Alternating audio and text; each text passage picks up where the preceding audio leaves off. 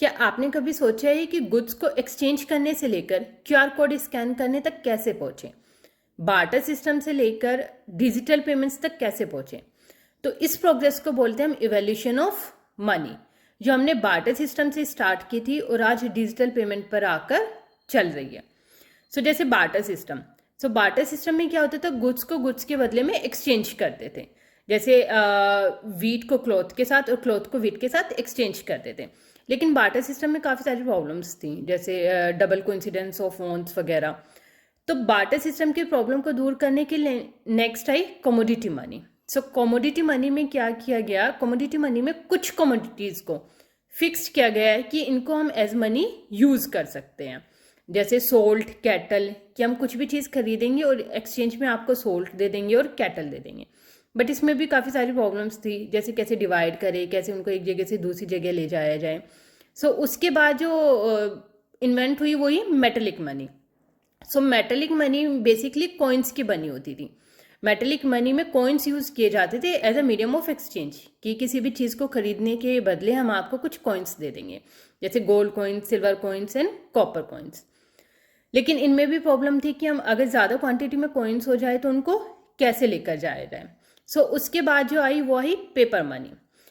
Paper money क्या होती है? पेपर मनी बेसिकली नोट होते हैं, करेंसी होती है जो गवर्नमेंट और आरबीआई के थ्रू इशू की जाती है, जैसे 10 रुपीज़ के नोट, 100 के नोट, 500 रुपीज़ के नोट।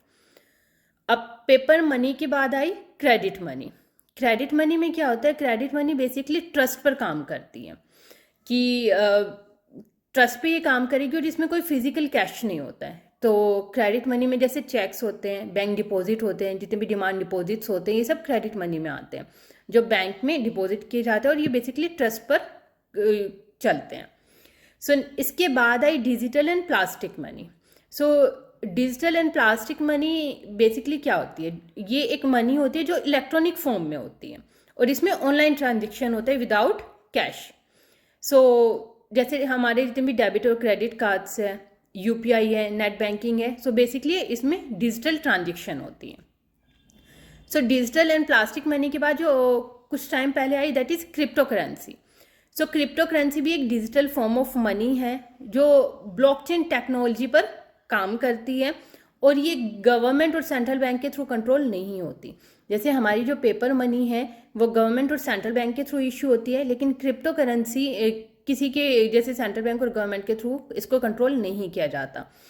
ये बेसिकली एक डिजिटल फॉर्म ही होती है और ब्लॉकचेन टेक्नोलॉजी पे काम करती है। ब्लॉकचेन टेक्नोलॉजी बेसिकली एक ऑनलाइन रिकॉर्ड है, जिसमें रिकॉर्ड बुक है, जिसमें जितने भी ऑनलाइन ट्रांजेक्शन्स होती हैं उन सबका रिकॉर्ड रखा जाता है, जिसमें ट्रांसपेरेंसी भी होती है और सेफ भी होता है। इसके एग्जाम्पल है क्रिप्टो करेंसी के बिटकॉइन एंड लिटकॉइन।